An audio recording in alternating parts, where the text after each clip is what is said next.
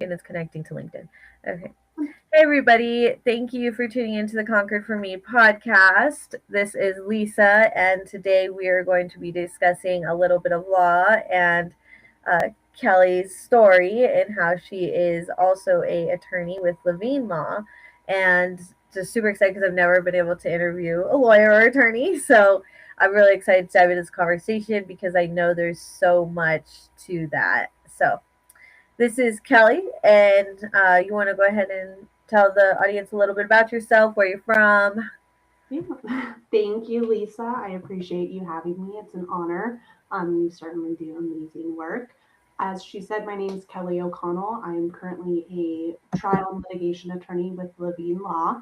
I just recently moved back to Colorado. I actually grew up here in a super small town called Conifer, but decided to move to Florida for college and stayed there for many years, studying criminology and criminal justice, going to law school, working at a criminal defense firm and personal injury firm where I ended up becoming a named partner well before I was even 30, and worked there for many years and then decided to come back home to where family and friends are. And so I recently in December moved back to Colorado and decided to start my journey back here with everyone.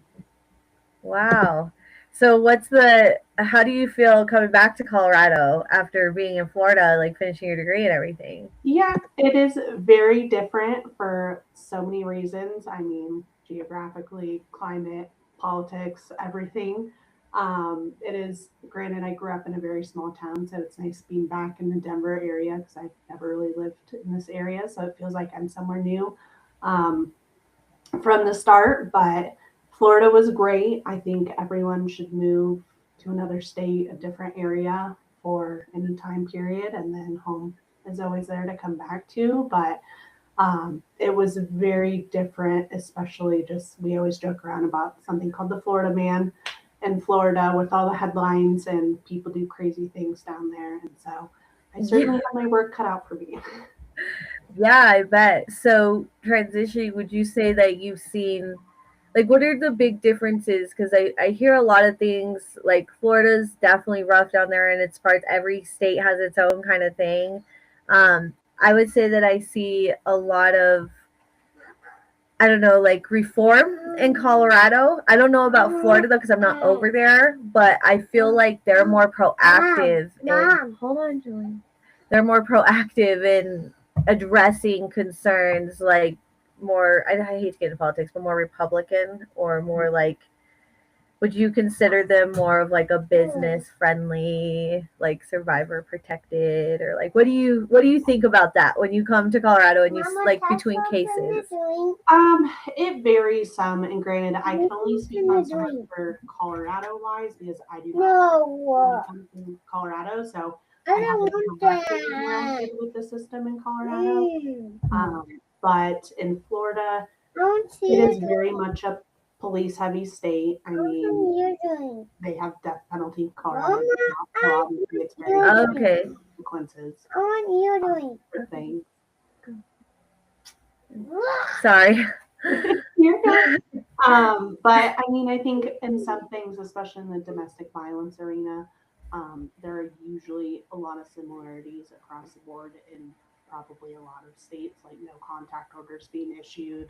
Um, the burdens of proof, I mean, are usually the same, especially in criminal cases across the board, and so it varies on what has to be proven. And I think Colorado is probably going to be a little bit more lenient on people when it comes to sentencing than Mhm. Florida probably was. But at the same time, there's probably a lot greater programs in Colorado and opportunities for people to get treatment that they need compared to Florida, where we did in some circumstances, but they weren't always the greatest program and they weren't actually getting people the Yeah. effective help that they needed.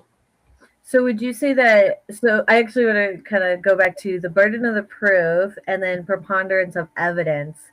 So what's the difference? Because so the reason why I asked this is because there was a new bill that was passed, HB 26-1309, for domestic violence survivors, and in the bill specifically it says in the family law cases if there's a preponderance of evidence of domestic violence or abuse proven before the court. And so I'm thinking about that and I'm like, what's the, like a criminal case is like, this hard fact evidence, there's a charge. So what makes it different? Like, is it just like, So that gets super technical. A lot of criminal cases is beyond a reasonable doubt, which is the there's highest burden that someone has to, the state would have to meet. Typically, civil cases, things like that, for injunctions, or if you sue someone civilly for like a civil charge of battery, it is a lower standard, so you don't need to meet as high of a burden. But a lot of times, and especially for the cases I work on, I like to, regardless of what the standard is, hold the evidence I'm gathering, the things that I'm doing, as if it's to the highest burden so that I know all my T's are crossed, my I's are dotted, and try yeah. to be thorough as possible. And so, especially for people bringing these cases, regardless of whether it's civil, criminal, any of those things, the most documentation you can have is always going to be better. Uh, when I was doing criminal defense, the amount of clients that would say to me, "You mean someone can just say this about me, and I'm charged with a crime, and I have to go to trial, and I have to do all this stuff when there's no other evidence?" And technically, yes. But on either side, yes, testimony is evidence, but it's never the strongest position to be in. So Mm, many circumstances come back to just someone saying, "Yeah, this person did this to me," and they testify it, and presumably the other person's going to say, "No, I didn't do any of that," and right. And it's then it left up to a judge or jury to decide which person they find more credible. So I think it's always important to try to get text messages, photos, anything else you can to help bolster whatever your position is going to be. okay. And speaking of that, so I have a question too about this. So there's been things like considered hearsay when somebody else, which this is what really confused me, and this is just what I've heard from other attorneys, that for instance, my victim impact statement that I delivered in a criminal proceeding as a victim, and then I was then my victim advocate and other individuals that were on the criminal case, they wouldn't like be in court. They wouldn't come to court. So I was like, will you guys maybe write something or like say, this is what happened or something, just to prove that where I was on the day of my victim advocate statement. And so when they did that, one of my, like the attorney I was talking to, he was like, this won't work. He's like, this is hearsay. This is all on paper. He goes, they have to be here. So I don't know if that's just like how he works, or is that like a thing? Like if somebody else writes something that it's not good for the judge, like to read, or what, how does that work? So the rules of evidence, and this is why I always tell people they shouldn't represent themselves and they should get an attorney, because there's so many nuances and rules as to what Yeah. evidence is admissible.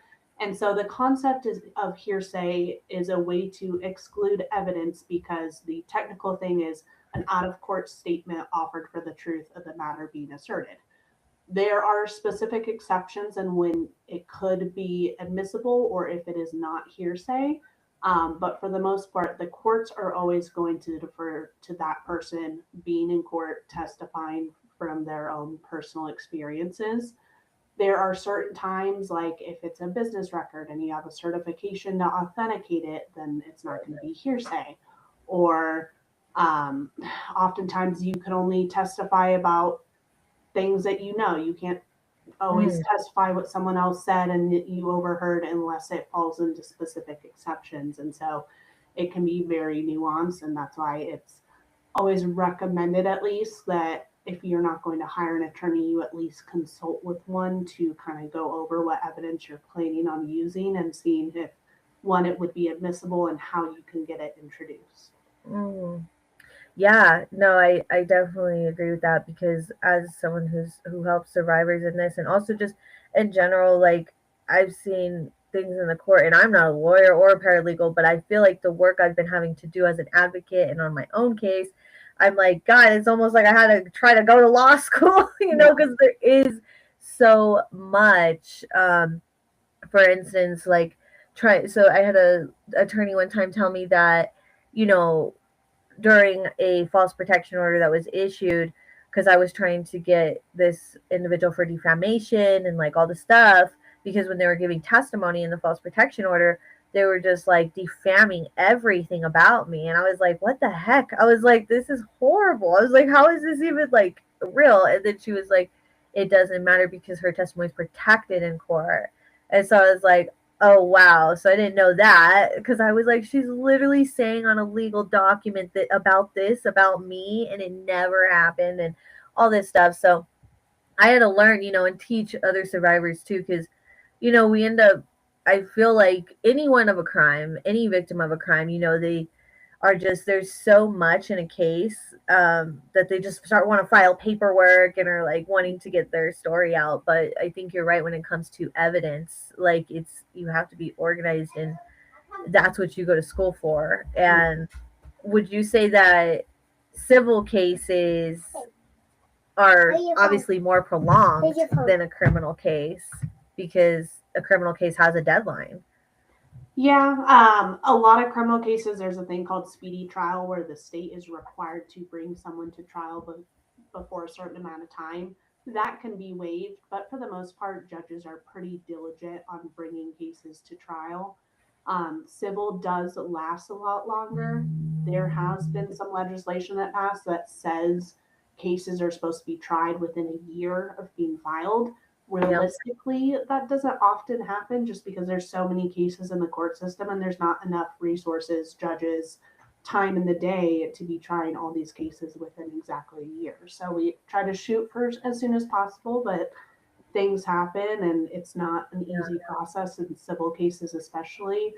There's a lot more discovery, depositions, mediations, things like that you're required to do that aren't as in depth sometimes in criminal cases. And so it can Yeah. push it out a lot longer. Yeah, and I think so. I had drafted some bills for enforcement in the judicial courts with the laws that we passed, for protections of kids and survivors in general, as Colorado's been moving forward towards more of protection in victims of crimes. And so I had created like a bill to try to enforce in the judicial system, because we always see laws created and then the judicial system's not really up to speed with things, or it's just not being implemented.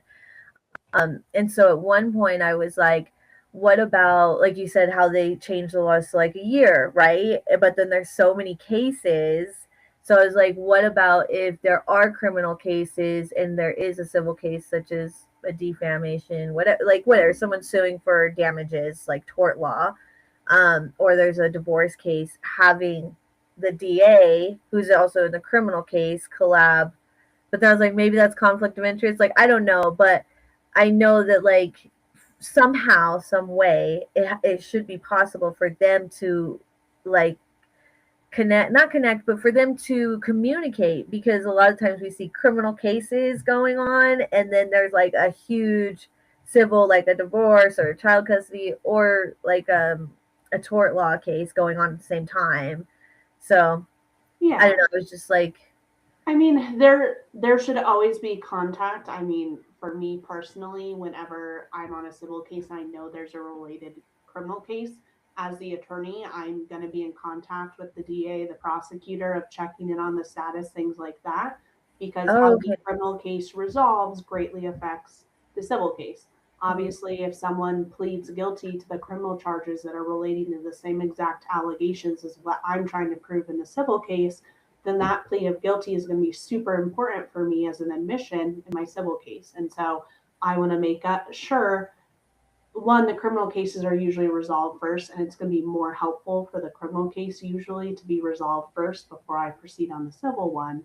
Mhm. And it kind of works hand in hand too, as well, that if you can't be successful civilly, sometimes criminal and back and forth, if you're not successful in one, it gives you a second chance to hopefully get relief in the other. Yeah. Yeah. So what are some of your experiences, if you don't mind? Like, what was, have you, if you could like kind of touch a little bit without giving too much information, because I know you can't Yeah. disclose much, but what is like a case that you would say that just kind of like blew your mind, or whether it was your first one or something that Well, really gave you the experience to where it was like, wow, I wasn't expecting that. I mean, I think a lot of the system in general, I wanted to become an attorney since I was 7, and it was seeing kind of the disparity and the differences in the system, Mhm. even for people in the same family that technically have the same upbringing, the same DNA, the same socioeconomic status, and they could have such varying results. Um, and going along through the system and studying it in more detail and having cases, I mean, I think it's no surprise, but people probably don't realize how often victims are, especially in domestic violence, are being arrested because they finally fight back. Florida has strict laws about recording someone. Both parties have to consent. It's not like here where one does, it's a lot more nuanced. And so they film someone without their consent. They can be subject to criminal charges. There's a lot more nuances, things like that. And Oh if my they gosh, I did not know that. yeah. So you, in any state that you're located, definitely always look at what the recording laws are because it varies on a state by state basis and they have different requirements. And so if you attempt to use an illegal recording as well, it could come, one, it wouldn't be admissible, and two, it could create more consequences for people. And so, um, but so many of them, I mean, they fight back finally, and then they end up being arrested. They're end up out of the home because there's a no contact order in place, and their abuser ends up getting custody of the home. They're on the streets. They don't have a job. They don't get to see their children. It ends up becoming such a mess. And so I love programs like yours. I have a friend that has a program that helps kind of advise you. She's not an attorney, but helping victims navigate the process and before they even do anything, kind of setting things up to make sure they're the most effective because Mhm. things can go wrong so easily and then it can diminish everything you're trying to do and make it that much harder too. Yeah.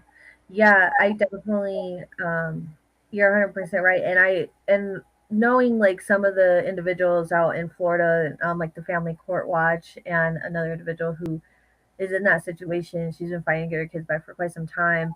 I am thankful that Colorado is not that intense because I have seen things in Florida. Same thing with Kansas, and like you said, it's all different states. But I think like the biggest thing is getting the courts to understand. Okay, like you said, as an attorney, it's important to reach out what's going on with the criminal case, and see. For me, I'm not an attorney, so like I didn't know that you could, the DA would communicate with you or whatever's going on with that because I never really asked my own attorney or the victim's attorney is like, hey, you should tell them to reach out to the DA. I'm over here like trying to Yeah. figure out what's going on with the other victim advocate and in that offender's case instead of just trying to talk to the DA. So I'm glad you said that because that's something I wish I would have thought of because an attorney had never really given that information to me. I remember one time I was told because I wanted to go for like a tort case because I was like, this is insane. What is going on? And all of the ones that I've talked to have been like, it is really hard to prove. They're like, you're going to spend thousands and thousands of dollars that you don't even have and it's just not worth it. And I was just like, to me as a survivor and also just like seeing all like I'm like, what do you mean it's not worth it? So I think it's having attorneys like you, like yourself, who are passionate, who have who have been doing this. Like I remember reading some of your posts, like you said, when did you started being an attorney because of why, like you have some lived experience or something like happened that you seen, or what happened there? Yeah, I won't get super detailed into it, but I Yeah. had some family members go through the legal system, and uh, the first one that prompted it we felt was very unjust. The whole situation we didn't think was founded.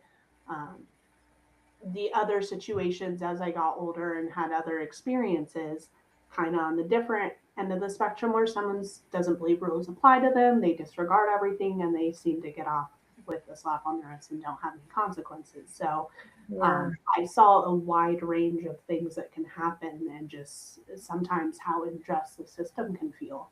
And so I was always like, I'm going to be an attorney. I'm going to change it. Unfortunately, you can only do so much. I've had to learn over the course of my career that I can do everything I can, but I can't change the judges. I can't change the DAs, the prosecutors. I can't make people tell the truth. Yeah. I can do everything in my power, but sometimes that's not going to be enough, and you have to learn to be okay with that. But Wow. I often tell people you have to think about what justice means to you, and that it can't always be so black and white, and you kind of need to be a little bit more open minded as to what it is. Because, for instance, I've had cases where I represent family members of individuals that have passed away, unfortunately, at the hands of someone else. And they're like, yes, we automatically want to go to trial. We want to go to trial. I'm like, even if you lose, because that's not a good memory on their name and what they would want. Yeah. So they really have to dive deep. And sometimes you can go through trial, you can go through everything, and it's not going to give you justice. You're not going to get the satisfaction after. And so you have to kind of dig deep as to what you're looking for. I've had some personal experiences. Unfortunately, I was a victim of a crime when I was studying for the bar exam. And I ended up reporting it, going through the criminal case and litigation on the civil case for it. But it was really difficult. And I had the background. I had gone to school for these things, but there's no guidebook on how to handle these situations. And even for, I ended up becoming an attorney during the course of it, but I was deposed and it was incredibly difficult. And so with a lot of my clients, I've been in their shoes. I Yeah. understand it, and telling them, look, you want to tell your story, there's multiple ways that can be done, and sometimes there's different ways to hold people accountable. And so sometimes you have to selectively decide maybe it's not worth pursuing certain things because they could cause more harm than good. And Right. you've been through enough. So the Yeah. system's not always fair, but getting someone that can adequately explain everything to you and all your different options will always at least make you feel like you have control in the situation and that you're making educated decisions. Yeah, I want to touch on that, like control in the situation, because man, it is like I've talked to over 20 attorneys on my case and also helping other, like so many different ones. And some of them, yeah, some of them are upset with the judicial system. Some of them are like, I can jump up and down, I can submit all the things, and it's not going to change the judge. Like, it's not going to change what the judge is, how fast the judge is going to move, how fast the system's going to go through. And, some attorneys are upset because it is, I feel, not just the judges, but like the system as a whole needs some sort of reform that's better than what it's been doing when it comes to civil cases particularly. And from what I've seen is like you're very much so right, like telling your story and then like accepting there's other ways to do it, because unfortunately the justice system is not going to be what we like, like I think that's like one thing that I teach a lot and try to coach on is like I hear you, all this stuff, but what is going to happen? What are you going to do? Like, how are you going to feel when it doesn't roll in your favor, and I think that's like a really hard, that's just like such a hard like thing to take. And like you said, you were learning, you were in school, you were doing all the things, and you yourself was going through it. And it's like it's not like what these crimes are, how these people, the law is meant to be here, so it's not emotional, right? So like it's meant to be here for order, and it's supposed to do its job is hold people accountable, right? Like we're not talking about cussing at each other and having little fights. We're talking about a crime that happened. And so I really feel that like what I'm pushing for is the enforcement of bringing the law kind of back to not so much of that another chance, another motion, another, like I feel like that's what we see all the time, right? Like the biggest thing that I wanted to ask you is like how would you approach, I don't even know. So say you had a case that had the great evidence. It was, but he had another attorney that was a strong attorney, and you guys are like coming up on a whole year, and it's just still that other attorney is just pushing constant motions, constant all this stuff. Like, is there anything on your side, that you can do to be like, this is frivolous, like this is enough? like, is there some sort of limit that other attorneys, when these cases are going on, like they can't be retaliatory?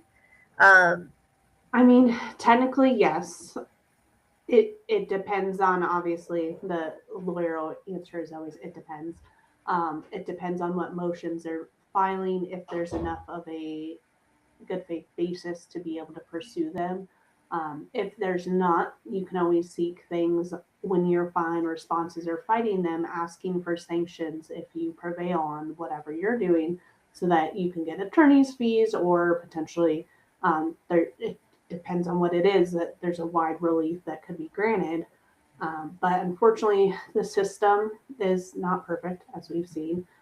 It's humans operating it at the end of the day, and everything's not black and white. I mean, yeah, and on the victim side, I can fully understand wanting the full extent of the law and harshest punishments, but at the same time, many victims end up in the same system, unfairly punished, and we don't want them to be full extent of the law and the harshest sentence possible for doing what they need to. And so, yeah, it's that's not true. always black and white, and we can't have black and white perspectives when we're looking at all these cases. And so, Yeah, unfortunately, it does take diving deep and looking at the bigger picture and looking at everything going on, which people don't always have the time or resources to do. And so, a lot of times, people want trials, and I fully support that. I love going to trial, but sometimes it's not the best avenue. And sometimes working out settlements with the other side and negotiations where both people can feel like they had a say and you can guarantee the outcome. Whereas a trial, you're at the hands of either a judge or jury and you don't have exact control over the outcome, can do more good to people. And so, like I said, it comes back to figuring out what justice is going to mean for someone, and having the support means the world to people. And I think a lot of times people forget the case isn't going to last forever. None of it's going to last forever. And right. sometimes the biggest justice can be moving on with your life, making yourself a success, not letting them get to you anymore, putting everything behind you and not having to worry about it. And I tend to believe in karma. It has its way of working out. So even if it doesn't work out in the legal system, I mean, what goes around comes around. Yeah, So there will always be some form of retribution at the end. But if someone's not in therapy, I highly recommend that they get into it, that they're in support groups, things like that, because it can change, and things that you thought you wanted, the case can change at the end of it too. yeah. So, what would you say, for the people that are listening on live? What would you want to say to anyone who is, like you said, like speculating, like something happened to them, there is a criminal case? What would you say to them if they are debating on whether, like, just at least consult with the attorney? Yes, I always recommend you talk to an attorney, and not just one, but multiple. It is important to find an attorney that you mesh with, that you trust, that you feel comfortable with. Um, if you don't trust your attorney from the start, you're already dealing with a difficult topic. It's going to make the whole process so much harder. And especially on the civil side, depending on how it is, if it's a case where we get paid at the end, like for personal injury, my clients aren't paying me out of pocket, so I can offer that to literally anyone. Um, it's in payment, things like that are important for them to have, but just to know that there's no right answer. Um, it's perfectly acceptable for them to just move on with their lives and not pursue legal action. Yeah, yeah, They have to decide what's best for them and what's going to let them heal. And there's no guidebook, there's no rules on how to handle these situations, unfortunately. And the only yeah, person that's going to know best is them. And so, as long as they can always end up pursuing it, but I think taking a little bit of time to make the decision, at least consult with an attorney right away so you know what your deadlines are and things like statute of limitations. But what you is the statute of limitations for pursuing civil? that varies. Depends on what specific Yeah, so what's the situation statute? you're pursuing. But like for What's the my cases, most of the time the statute of limitations is anywhere from 2 to 3 years oh, okay. after the fact. So most of the time, I think the shortest I've probably ever seen is a year, but again, it depends on what you're specifically trying to achieve because different criminal versus civil, different causes of action, they all have different statute of limitations. Yeah. So I always recommend consulting with an attorney. I don't recommend AI. I have to do that little plug right now because one, uh, it it's not accurate, especially in the legal system. It's not police accurate. Right. Hold on. What's keep talking? Sorry. But it also pulls from random sources and it's often not accurate. And we're seeing now that it's actually become admissible in cases as evidence against someone as statements that they've made. People disclose communications from their attorneys into it to try and get a third perspective. And it ends up opening the door to making potentially all of their attorney client communications evidence now. So I think people need to be really cautious with things like that and ask your attorneys these questions. If you don't trust your attorney to give you the advice or to answer your question, or if they're not doing a good job explaining, then go get a new attorney. But your attorney is a person that you should be going to for these questions, and you should be trusting the answers they're giving you. And if you don't, then there are thousands of us out there. So find a good one that you trust then, and you don't have to stick with an attorney that is not fighting for you or not doing a good job of explaining things to you so that you can make informed decisions. Yeah. Would you say that, because I've been in situations where I feel that sometimes the attorney isn't fighting for, they're like actually working with the other side. Like there's been, like, even sometimes, other people have come to me and been like, I feel like it's, like he's working with the other part, like this, and I think like what I've been realizing is understanding sometimes I feel that these attorneys, some of the ones who are also like pro bono, they have to have a good reputation with the judge. So they don't want to press too hard because they have another case going on with that same judge. And so sometimes I question that, like how do you really decipher if like that attorney is really for you or if they're just in it to like get it over with, get the money, or just like what if they are conferring with the other side, and you don't really know about it, but there's like this hunch. Me, I always go with my intuition. That's what I always tell my clients. I'm like, trust, but also understand your triggers, and it's a whole mind thing that I do, like a mind map. But what would you what are some of the signs that you think that Yeah, especially when I was doing criminal defense, it is kind of something that would come up a lot. Not always necessarily with the work I'm doing, but even people would talk about public defenders and say, oh, well, they're paid by the state, so they're doing everything for the state. It's not true, especially yeah, public defenders. They're not getting paid a lot, and they're yeah, usually public defenders because they care.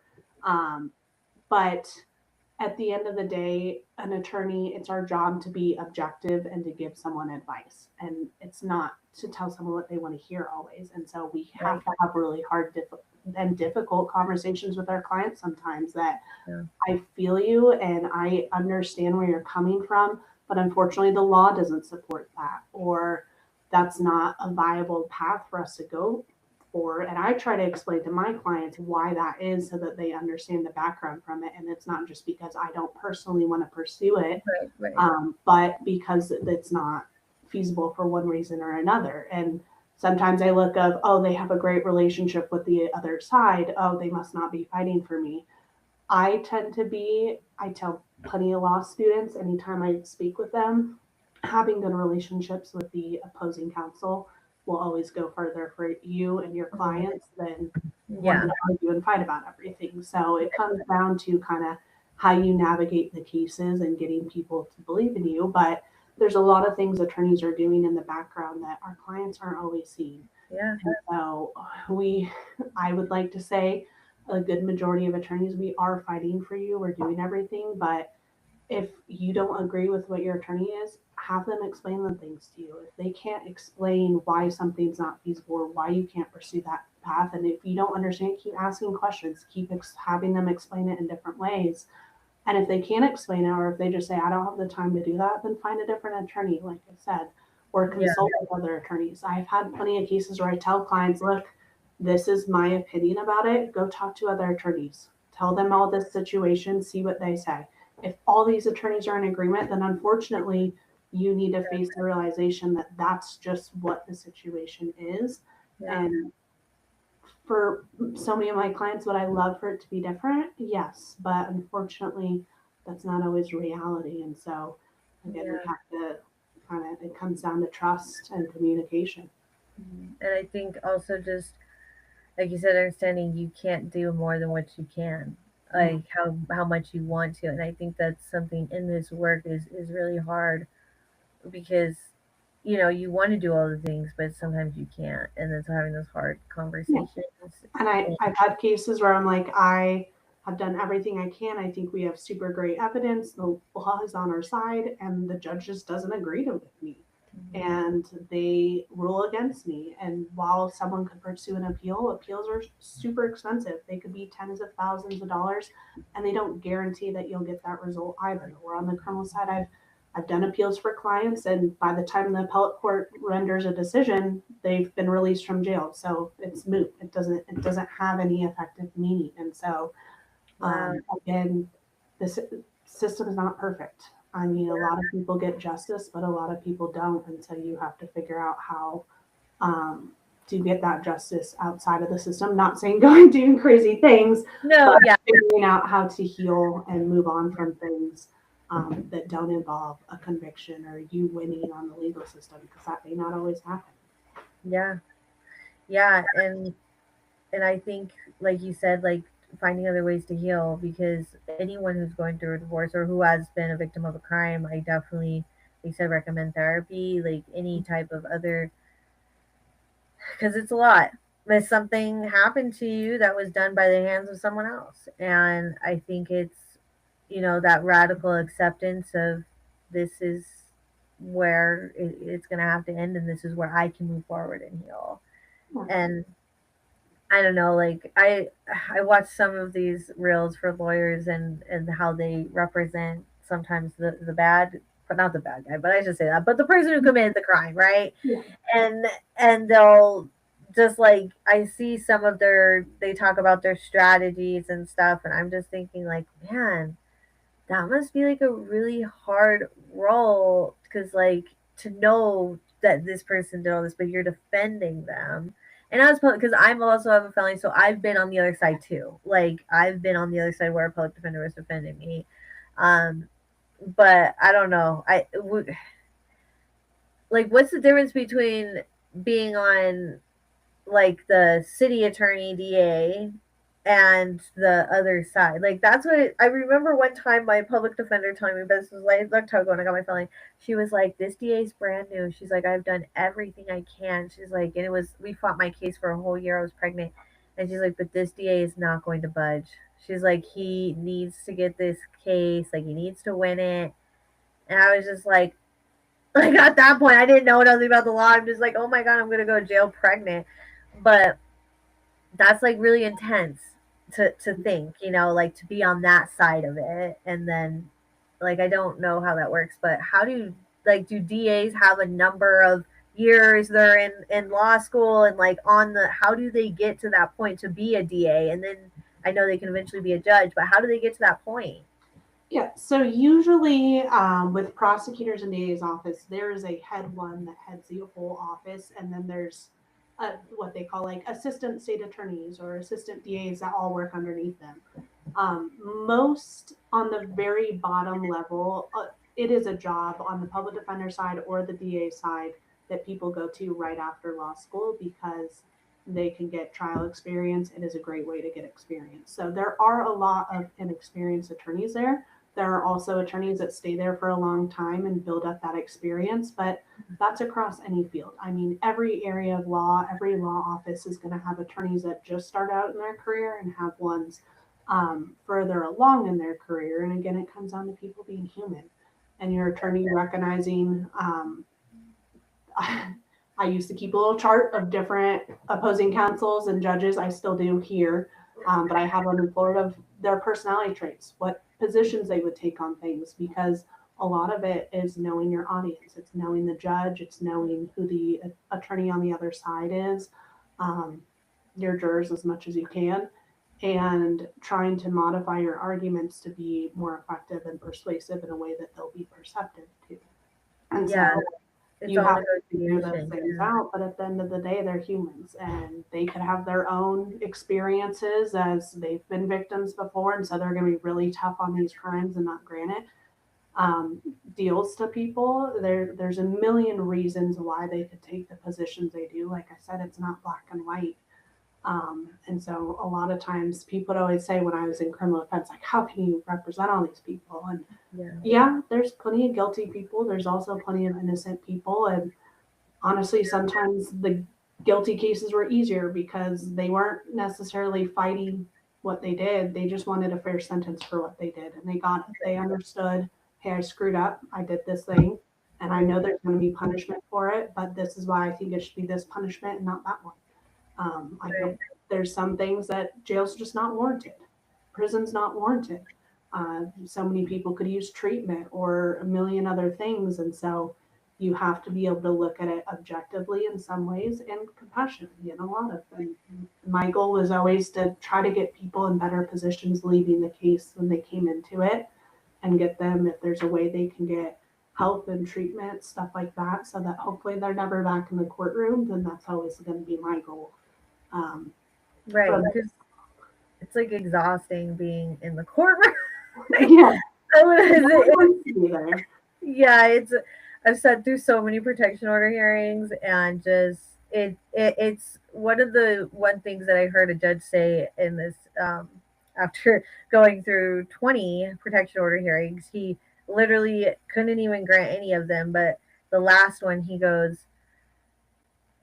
like, I hate to do this every single one. He goes, but we are more reactive than preventative here. He goes, I can't grant you the protection. And I'm just like, this was the very first time I ever sat through that many hearings, and I was like, what is the world? So it is exhausting to be in the courtroom. So I like that you say the goal is to get you out of there and not to have you back, because it is exhausting. Where do you see yourself, and where do you want to be in the next 2 years, 5 years? Where are you going with your career? Where do you want to be? Um, I don't know. That's honestly a good question. I had spent so much of my life being like, I'm going to be a criminal defense attorney. I ended up becoming a named part of the first and youngest female named partner of a law firm in Florida. Well before I was 30, and I was so young, and I felt like I didn't have the experience, and you're just running around with your head cut off. And I certainly worked hard to earn it, but I've had that position now, and so coming to Colorado, my emphasis was still to help people, but find a career that there was a little bit more work life balance, that I Yeah, could focus more on my own mental health and just happiness and enjoying life outside of work. Lawyers are really good about making their jobs their entire personality.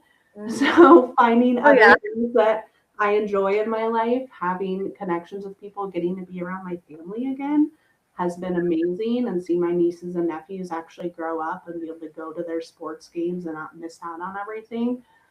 So I think your goals change as you get older and as you go through different periods of life, and that's okay. Um, I used to have this set idea of what I needed to be and who I need to become, and that changes.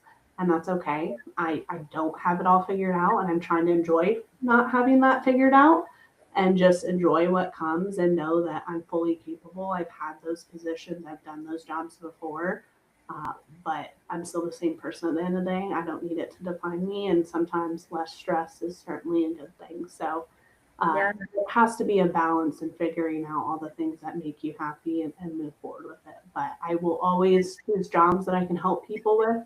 I'm big on volunteer work, any type of helping people. I am probably too empathetic. And so that will always be a degree of what happens with my career, stuff like that. But I'm yeah. just trying to I keep an would open love. mind and see what happens. Yeah, I mean, I your energy is great, and like you provide so much insight onto what a lot of individuals need to know and need to hear. and I think it's very important as I see like you growing your channel or your Facebook and your Instagram. I support that a lot because it is something that's going to help you reach more people, and also just people who are authentic and genuine, to help with more of like, I know you have that group that you do that I wanted to go to but I missed it, but like that is so cool. I love that. I think that's really cool because it is important as being a lawyer, like you said, and being just in this work to have self care, to be able to be with your family and just kind of understand there's a break, before we like crash. Yeah. I mean, we can't pour from an empty cup, as cliche as that saying is.